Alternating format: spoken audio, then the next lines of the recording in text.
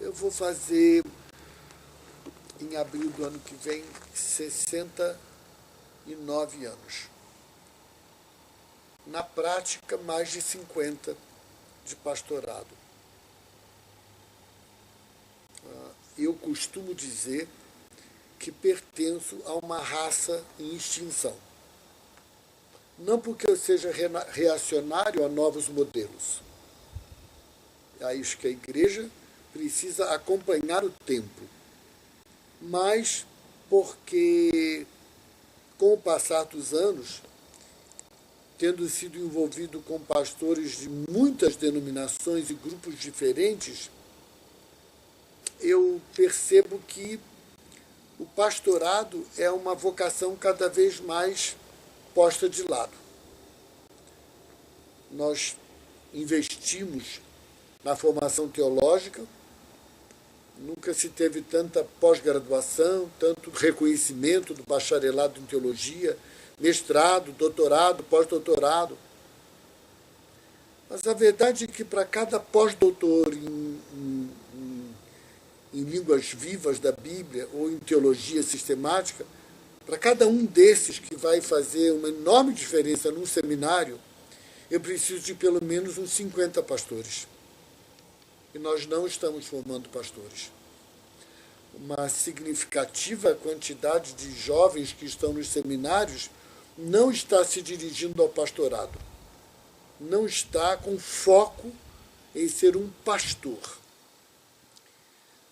Quando eu relativo à importância de um mestre em teologia sistemática, não é no sentido do conteúdo, é no sentido de que o dia a dia de uma igreja não vai ser o trabalho deste homem. Ele vai influenciar na formação teológica, bíblica. Ele vai ser um arquiteto do pensamento, um formador de opinião bíblica. Isso é muito importante.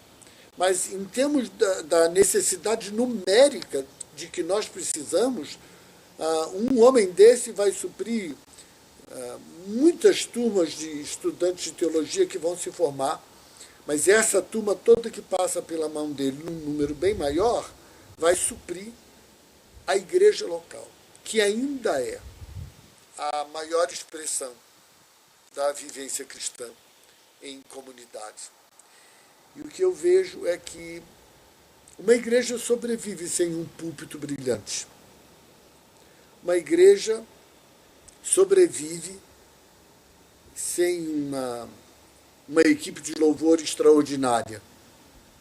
Mas uma igreja não sobrevive sem pastoreio.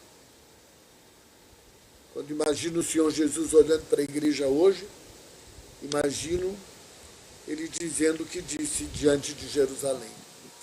Quantas vezes eu quis te ajuntar, como a galinha junta os pintinhos debaixo das asas, e tu não o quisestes.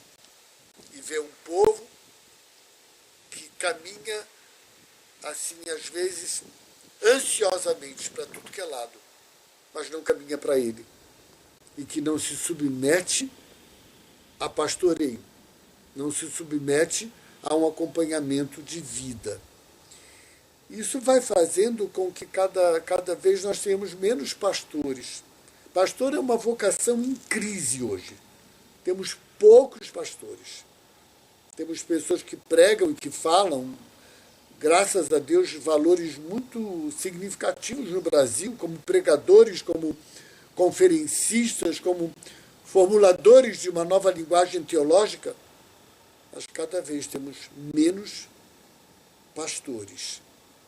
E isso me faz ter uma preocupação muito profunda, porque eu sou um homem simples e eu amo pastorear. Embora pastor seja o que eu faço, não seja o que eu sou. Eu estou cansado, esmagado ao longo dos anos por uma posição. E meu grande anseio hoje é por anônima. Eu quero ser uma pessoa anônima. Eu quero ser uma pessoa que é querida, que é amada, que é buscada, não pelo que eu faço, mas por ser a pessoa que eu sou. talvez essa seja uma das coisas que foi e ainda continua a ser a mais difícil. Ser chamado pelo meu nome, ser conhecido pelo meu nome, ser referido pelas características do meu ser, e não pelo dom tão maravilhoso que Deus me deu e que eu amo de ser um pastor mestre. Imagino que estar à frente de uma igreja local hoje continua a ser um enorme desafio.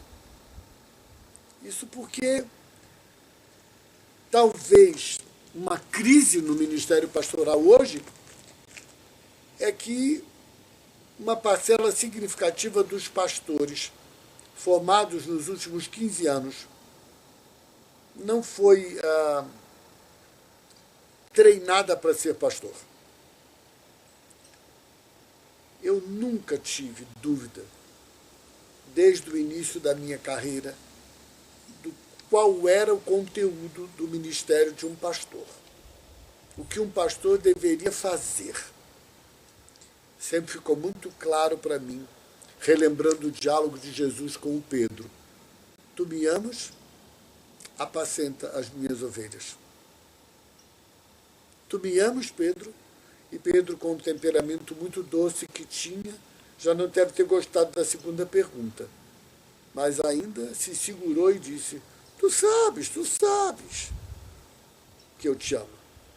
Embora, de fato, Jesus soubesse. Quem não sabia era ele. Era Pedro que não sabia. E a resposta foi a mesma. Pedro, então, apacenta as minhas ovelhas. E ainda chegou a terceira pergunta, que alguns comentaristas dizem que foram 3 afirmações para curar Pedro das 3 negações. São inferências, não são argumentos teológicos, são conclusões a que a gente chega. E, enfim, esse é o meu conceito de que um pastor precisa saber, que o chamado dele é para apacentar o seu rebanho. E eu vejo a igreja e o ministério pastoral cada vez mais distante disso. Eu fico tão preocupado quando tenho bastante contato com os pastores, né? E logo os questionamentos vêm, você é o tal homem do renovo, né? Eu digo, pelo menos um deles, né? E aí logo pega um lápis, um caderno, por favor, me dá, qual é o livro que usa? Tem para vender, tem para comprar? Quando é que vai ter um encontro para eu ir? Como é que a gente faz para entrar?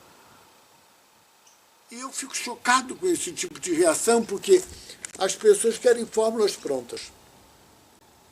E um princípio radical de discipulado que os meus discipuladores me ensinaram é que os discípulos não nascem prontos. Senão, a recomendação de Jesus não seria que nós fôssemos e fizéssemos discípulos. Discípulos são um produto artesanal. Se faz de um em um. Nunca termina. É um processo que dura a vida toda.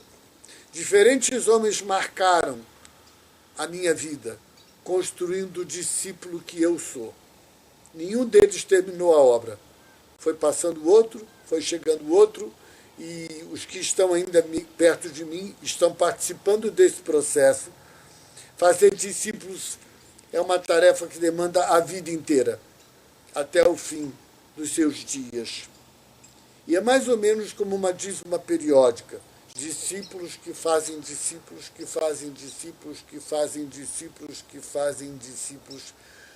Depois desses anos todos, eu estou na caminhada de aprender a ser um discípulo, enquanto ensino isso a outros homens.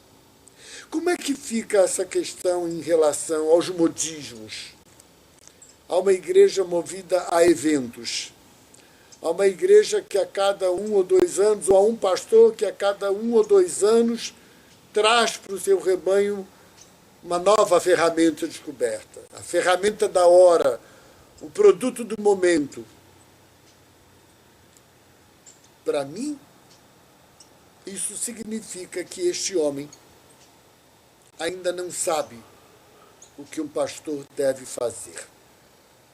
Qual é o conteúdo do ministério pastoral. Ele ainda não aprendeu isso. Enquanto ele vaga de ferramenta em ferramenta, de evento em evento, da multiplicidade de formação, ele ainda não entendeu o que é um trabalho, o que é a tarefa que cabe a um pastor. Eu nunca tive dúvida do que eu tinha que fazer. Porém, acho que temos confundido a permanente e constante formação do como fazer em relação ao que fazer. Eu devo, por dever, devo ao Senhor isso e aos meus discípulos, eu devo uma ação contínua de aprender a fazer melhor aquilo que sempre soube que devia fazer. Eu devo estar antenado com as novas ferramentas, com as novas possibilidades, eu devo estar habilitado e ferramentalizado e ferramentalizando outros para fazermos cada vez melhor, com as revelações de um novo tempo, com as possibilidades técnicas de um novo tempo, com o enriquecimento das possibilidades de comunicação entre as pessoas. Eu devo estar atento a toda e qualquer ferramenta que vai me capacitar para fazer de uma forma mais relevante, mais frutífera, de consequências mais permanentes, aquilo que desde o primeiro dia eu soube que devia fazer, apacentar o rebanho de Deus. Por isso, meu conselho aos pastores é: parem de correr atrás de novidade.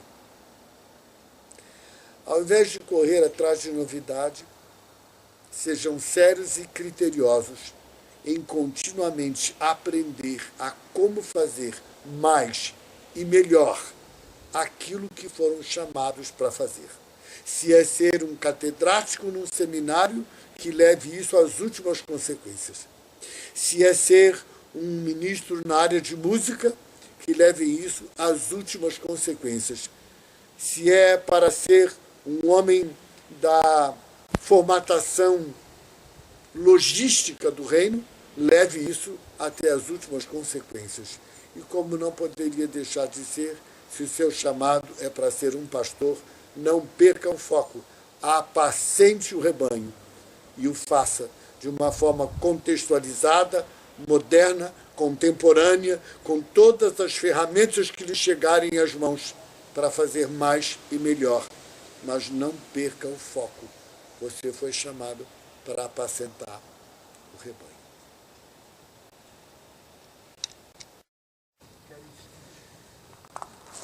Bom, meu nome é Valmir, eu sou da cidade de Guaratinguetá, estado de São Paulo. Estou no movimento de renovo há cerca de 12 anos. E há 10 anos que eu trabalho com um grupo de pastores. Tem sido bacana o seguinte, a gente compartilhar a caminhada juntos, ter com quem dividir o fardo. Em especial, tem sido importante para os pastores resgatarem a identidade de ovelha, se enxergarem como ovelha novamente, aprenderem a ser cuidados e cuidarem uns dos outros e ter com quem dividir o fardo na caminhada da vida, ministério, família. A gente tem tido a oportunidade de restaurar inclusive alguns no ministério também e a família de alguns pastores, né? Então tem sido muito importante para eles porque normalmente são exigidos ao máximo para que deem de si e nem sempre encontram um fórum, um lugar onde eles podem investir neles mesmos. E o Renovo é esse lugar onde eu tenho para investir na minha vida, como homem, como chefe de família, como homem de Deus, e também proporcionar esse ambiente a outros amigos no ministério.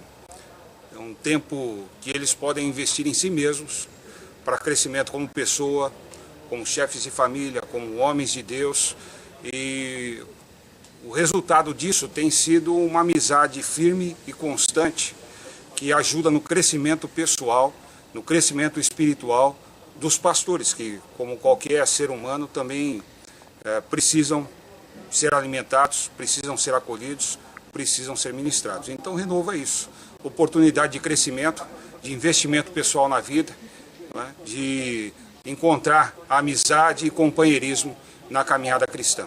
É isso aí.